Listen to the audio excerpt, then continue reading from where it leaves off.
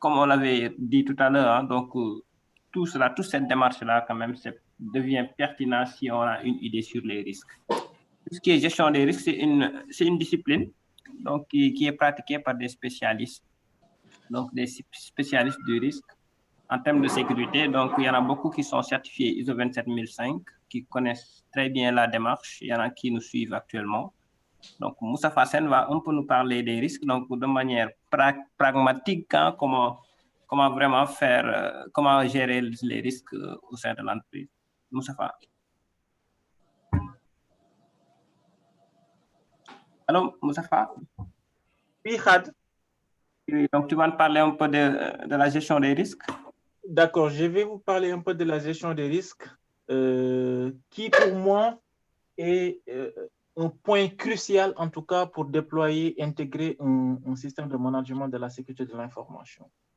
Tout à l'heure, Khad, dans tes propos, tu as parlé que l'information est le nerf de la guerre et qu'aujourd'hui, il est connu de tout le monde que qui détient l'information détient le pouvoir. De ce fait, les risques sont partout dans le monde de la sécurité de l'information. Et que intégrer un SSI dans le cycle de vie ou bien dans les processus d'une entreprise s'appuie essentiellement sur la gestion des risques. Tout à l'heure, Khad en a parlé. Seule la gestion des risques va vous permettre de parler avec les managers. Le niveau de risque va vous permettre de faire émerger, en tout cas, les enjeux que nous avons évoqués tout à l'heure avec le colonel Diouf, avec moi, en matière de sécurité et de définir quelle est la rigueur et quelles sont les actions à entreprendre afin de se prémunir de ces risques.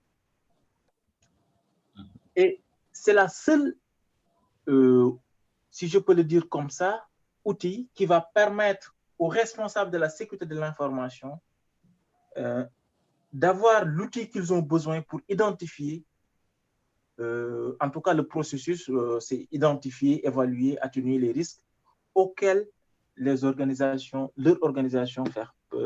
sont confrontées.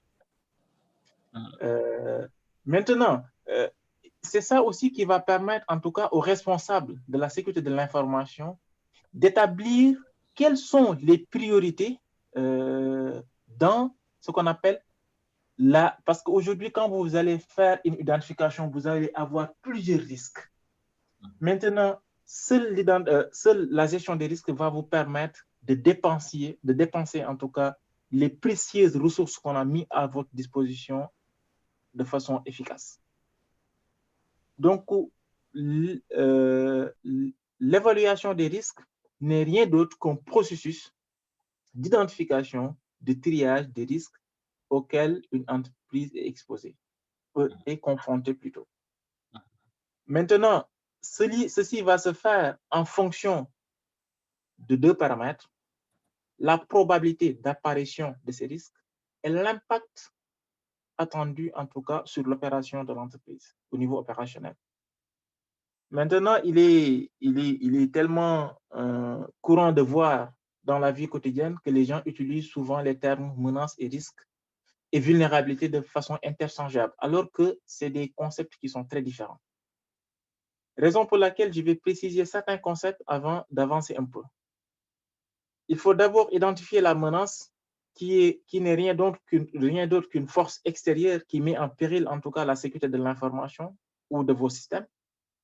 Et la vulnérabilité ne sont rien d'autre que des faiblesses dans les contrôles de sécurité qui peuvent être d'ordre procédural ou bien d'ordre technique et qui fait qu'une menace pourrait exploiter pour miner en tout cas les critères d'évaluation de la sécurité qui sont la confidentialité, l'intégrité et la disponibilité. Vu que les risques peuvent survenir en tout cas dans un environnement qui contient des vulnérabilités et une menace correspondante pour exploiter bien évidemment cette vulnérabilité. On vient dans tout ce que je viens de dire pour voir qu'on ne peut pas avoir risque s'il n'y a pas menace et vulnérabilité. Donc, si la menace est absente et la vulnérabilité est absente, on ne peut pas avoir de risque. Donc, l'étape, en tout cas, d'identification des risques va nous permettre d'évaluer les risques en fonction de leurs facteurs probabilité et d'impact. Et lorsque nous allons procéder à une évaluation des risques, nous disposons de deux catégories techniques différentes qui vont nous permettre d'évaluer la probabilité et l'impact des risques, à savoir les techniques qualitatives et les techniques quantitatives. Seules ces deux techniques vont vous permettre de communiquer avec votre top management et avoir leur engagement et leur leadership à soutenir la sécurité de l'information. Donc, les techniques qualitatives, ils vont utiliser des jugements qui sont un peu subjectifs pour évaluer les risques, c'est-à-dire on va parler des risques qui sont faibles, moins élevés, très élevés, graves, critiques, ça dépend de ce que vous voulez. Donc, sur une et ceci va nous permettre de définir aussi l'impact. Mais le plus important, c'est de pouvoir faire, en tout cas, cette analyse des risques de façon quantitative, qui vont utiliser des notations d'ordre numérique et qui vont traduire, en tout cas, ces impacts généralement en termes de chiffres, c'est-à-dire en termes de montant en CFA. Et ensuite, une fois qu'on aura fait tout ceci, vous allez avoir ce qu'on appelle un tableau qui va classer ensuite les risques, en tout cas, ou bien les risques de façon globale. Par exemple, aujourd'hui, si vous avez un risque qui a une probabilité qui est très forte, forcément, l'impact de ce risque sera élevé. Aujourd'hui, dans certaines entreprises, en tout cas les entreprises qui sont bien structurées, en général, vous pouvez avoir ce qu'on appelle un comité de gestion des risques. Et en général, ces comités de gestion des risques vont fournir ce qu'on appelle une table de sévérité. Une table de sévérité pour dire que lorsque le risque se situe d'un tel point à un tel point, voici l'impact financier que l'entreprise peut perdre. Et maintenant, vous allez prendre votre cartographie et le placer en fonction de cette table de sévérité pour déterminer quels sont les risques, en tout cas, que vous devez faire face. Maintenant, il y a différentes façons de traiter les risques. Vous pouvez soit accepter les risques parce que vous n'avez rien à faire, vous n'avez pas de moyens techniques, vous n'avez pas de solution pour le faire, ou bien vous n'avez pas le budget nécessaire pour traiter ces risques. Ou bien vous pouvez le transférer. Et dans le cas de transfert, souvent c'est le cas qui s'impose de faire appel à une assurance, vous assurez ce risque. Ou bien de dire que voilà, ce risque, je ne vais pas l'accepter. Si ça me doit coûter 10 millions en tout cas, pour mitiger ce risque, je vais le faire. Donc, c'est un ensemble, en tout cas, d'actions qu'il faudrait faire. Et l'avantage que ça va permettre, c'est de définir une démarche rationnelle qui va donner lieu à des méthodes qui fonctionnent. Ça offre une grande souplesse et qui dit traiter la sécurité de l'information veut dire qu'il faut être pragmatique.